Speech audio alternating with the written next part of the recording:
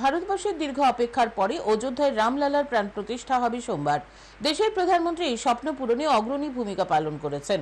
এজন্য দেশবাসীর তরফে প্রধানমন্ত্রী নরেন্দ্র মোদীকে অসংখ্য ধন্যবাদ জানান ত্রিপুরা প্রদেশ বিজেপির সভাপতি রাজীব ভট্টাচার্য।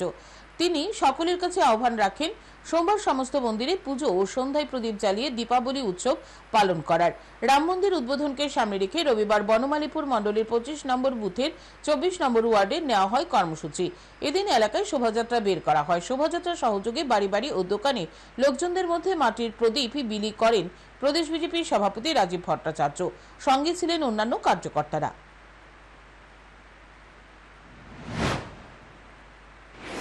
মাননীয় প্রধানমন্ত্রীকে অসংখ্য ধন্যবাদ জানাচ্ছি। আসুন সবাই মিলে আগামী 22 তারিখে আমরা সমস্ত মন্দিরগুলিতে আমরা পূজা অর্চনা এবং বিকালবেলা প্রদীপ জ্বালিয়ে আমরা দীপাবলির উৎসব আমরা উদযাপন করব এবং রামলালাকে আমরা স্বাগত জানাবো।